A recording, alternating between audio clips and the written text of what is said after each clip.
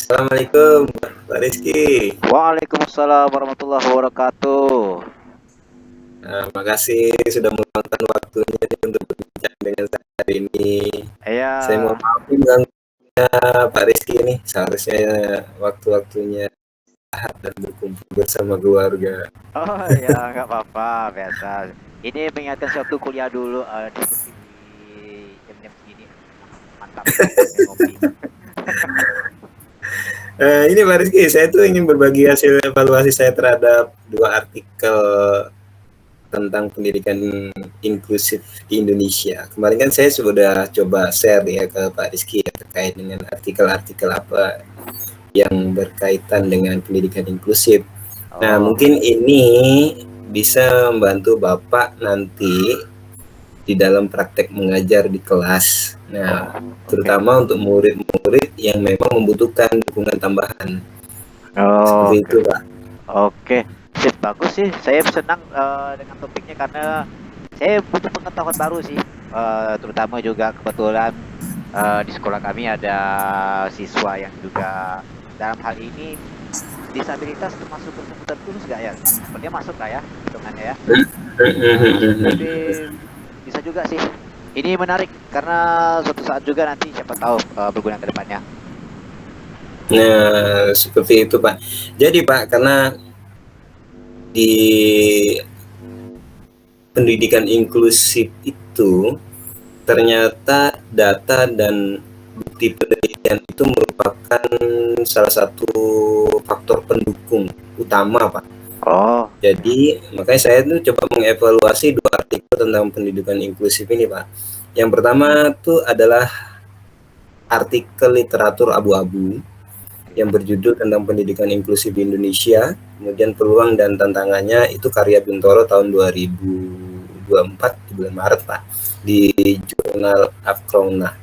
Artikel ini disebut literatur abu-abu karena diterbitkan di jurnal akses terbuka yang tidak terindeks di Scopus atau Sinta. Nah, kemudian artikel ini tidak mencantumkan kredensial penulis dengan jelas dan tidak memiliki metodologi penelitian yang transparan, artinya terbuka lah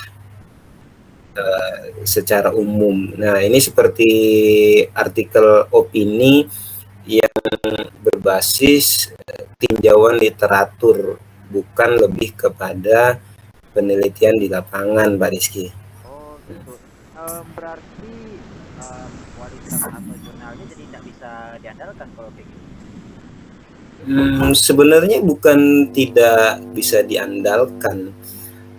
Literatur abu-abu tuh tetap berharga, Pak. Istilahnya tuh untuk wawasan awal kita lah sebagai apa ya, tenaga pendidikan, Pak, kan. Iya. Karena kan tulisannya tuh masih ya, pertama karena tulisan di artikel ini kan berbahasa Indonesia, jadi mudah untuk dipahami.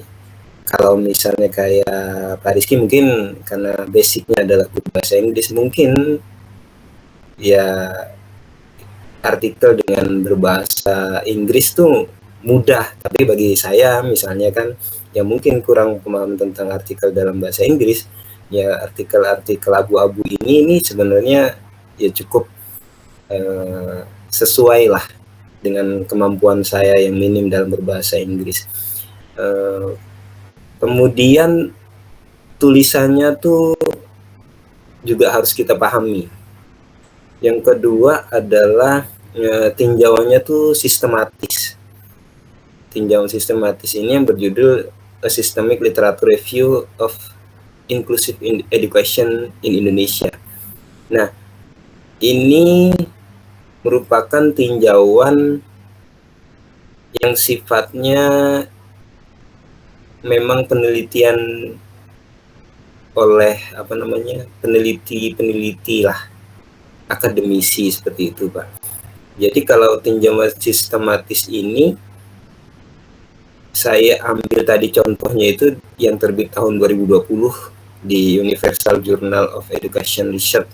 Nah, artikel ini memiliki metodologi yang ketat menggunakan protokol Prisma, kemudian kriteria inklusi eksklusi yang jelas, dan hanya menganalisis artikel dari jurnal terindeks Scopus. Artinya ini memang benar-benar artikel yang diterbitkan oleh para akademisi seperti itu, Pak.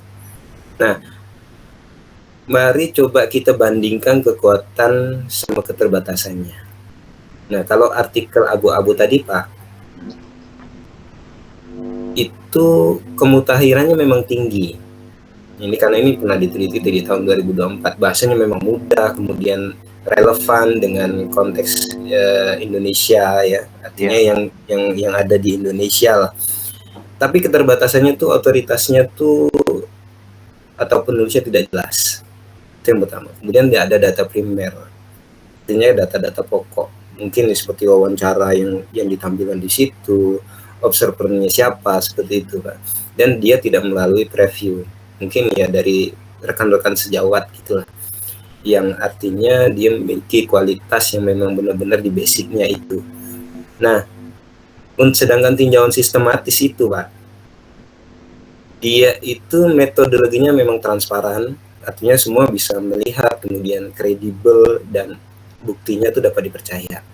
Tapi keterbatasannya, itu hanya mencakup artikel yang tahun-tahun sampai 2019. Sementara sampai yang ke bawah, itu terbatas, Pak.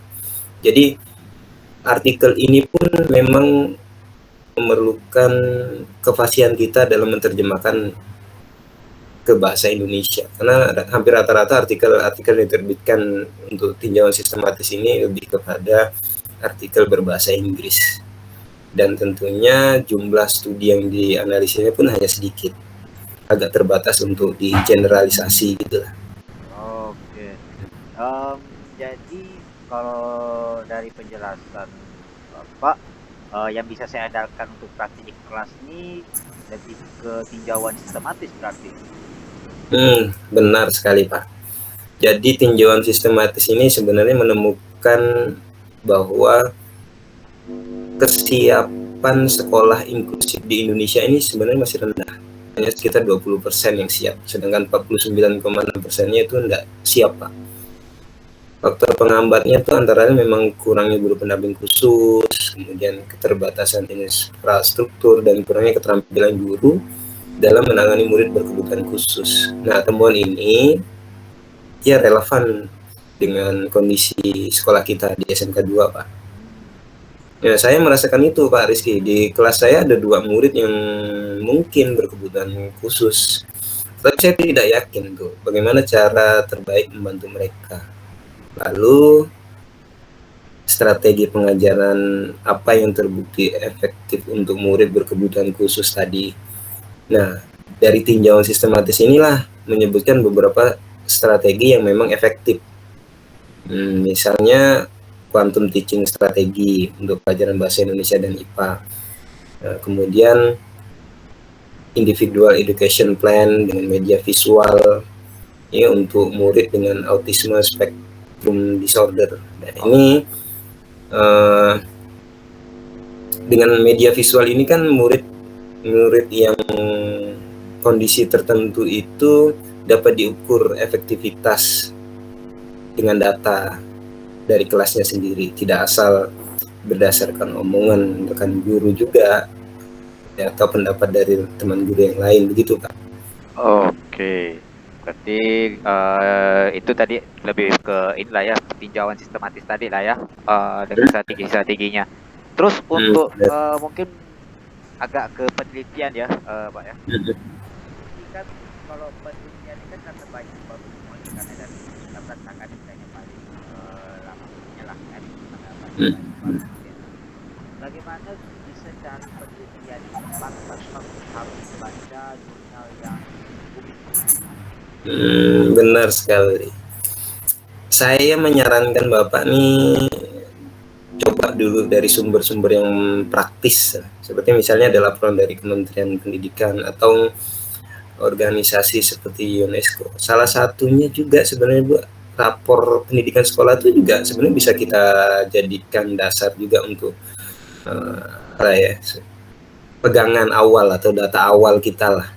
Nah, sebenarnya kalau Bapak mau lebih mendalam itu untuk mempermudah Bapak nanti itu bisa menggunakan tes CREP namanya. Nah, tes CREP ini untuk menilai apakah nanti kualitas artikel yang Bapak dapat itu bisa lebih menampakkan hasilnya, ada evaluasi hasilnya gitu, seperti itu Pak. Nanti saya coba bagi template-nya ke Pak Rizky lah untuk tes CREP ini seperti apa. Oke, mantap sih. Karena itu bisa dibilang sangat membantu. Karena selama ini jujur, cuman mengandalkan pengalaman sama nasihat dari guru-guru yang udah berpengalaman di sekolah, dalam hal ini guru senior. Benar-benar. Belum pernah sama sekali mikirkan tentang bukti penelitian itu, belum pernah sama sekali. Jadi ya ini akan sangat bantu sih, really helpful. Ya, oke. Nah, sebenarnya kesimpulannya Pak, untuk percakapan kita hari ini, saya tuh cukup yakin untuk menggunakan temuan tuh dari tinjauan sistematis. Karena ini untuk mendukung praktek mengajar kita di dalam kelas. Metodologinya kuat, buktinya juga dapat dipercaya Pak. Tapi saya tetap menggunakannya dengan hati-hati dan selalu memadukan dengan data dari kelas saya sendiri. Tentunya kondisi di lapangan terkadang belum tentu mampu diterjemahkan oleh bukti-bukti penelitian yang ada, Pak. Nah, kemudian literatur abu-abu yang saya gunakan sebagai pemanasan lah untuk memahami apakah isu itu memang bisa dipakai atau tidak. Ya, tapi tidak saya pakai sebagai dasar utama untuk pengambilan keputusan saya nanti dalam memberikan metode pembelajaran kepada siswa saya di kelas, Pak. Seperti itu, Pak Rizky. Oke, siap. Terima kasih banyak, Pak Tri. Jadi saya lebih paham lah mana yang sumber yang bisa dipercaya. Siap. Saya coba cari strategi juga lah untuk murid saya nanti ke depannya, karena kita kan nggak tahu nih dengan gaungnya pemerintah untuk mendukung sekolah untuk jadi sekolah inklusi, ya siapa tahu nanti ke depannya saya akan menemukan situasi yang sama. Oke, terima kasih juga Pak Rizky atas waktunya. Ya, sama-sama kita sharing berbagi, Pak. Ya. Mudah-mudahan ini bermanfaat untuk kita bersama lah. Apalagi sekarang wacananya sudah sekolah mau mengarah ke menerima siswa dengan berkebutuhan khusus kan, Pak. Ya. Ya, mudah-mudahan ini bisa membantu kita di awal, Pak Rizky, nanti ya, saling sharing, saling berbagi. Kemudian dengan seperti ini, mudah-mudahan semua murid dapat menerima pendidikan sesuai dengan kemampuan dan keterbatasannya yang mereka miliki, Pak. Ya. Demikian Pak Rizky, terima kasih sudah membantu saya untuk hadir. Ya, sama-sama Pak Tri. Pak Rizky, mudah-mudahan kita dapat berkomunikasi lagi nanti di lain kesempatan. Siap. Saya pamit undur dulu Pak Rizky. Misalnya ada waktu kita coba ketemu, nanti saya juga sekalian share untuk tes CREP ini, Pak. Oke, siap. Oke.